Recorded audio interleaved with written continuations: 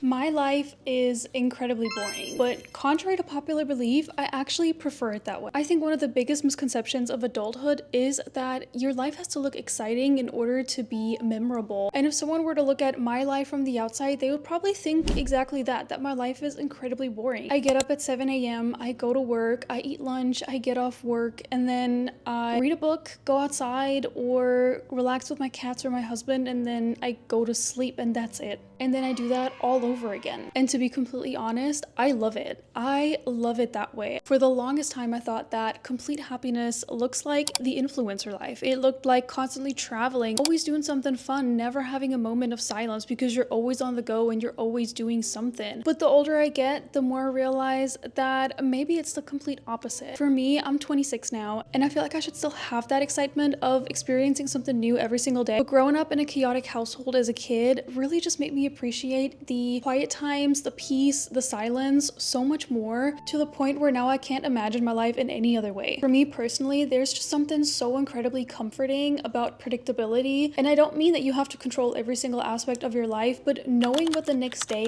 looks like or what the next day can look like and having a rough idea on what you can prepare for, to me personally, is a peace of mind that I will never ever take for granted. And even if it's just little things like making the same cup of coffee, lighting the same candle, having the same smell, talking to the same people, going to the same place of work every single day, that to me personally represents more stability instead of just a boring lifestyle. And yes, not every 9 to 5 looks the same, and sometimes the 9 to 5 is boring, but at the same time, it is stability. It is something that you can look forward to every single day. And if you didn't have that, what would you do to fill that time? And if the answer is scrolling through your phone right now, that's the wrong answer. I think most people confuse a boring life with a unfulfilled life, and that is not the case at all. Because even if you live a life that can be quote unquote boring, it can still be the most fulfilling life ever. Because having a life that's rather quiet and predictable can still be so incredibly fun. You can still hang out with your friends and have memorable moments with them. You can still create memories with the people and go on vacation. A quiet or boring everyday life does not mean that your life in itself isn't memorable. It still means that you can have all these memories and all these great moments. It just means that you have the privilege of predictability. And predictability is something that not a lot of people have. If you grow up around chaos and uncertainty and you're constantly waiting for the next thing to go wrong, having a regular Tuesday where you know exactly what's going to happen that day is genuinely a gift. And I personally don't want to wait for the weekends or vacations for my life to feel like something that's worth living for. I want my day-to-day life to have little influences and little pieces of happiness here and there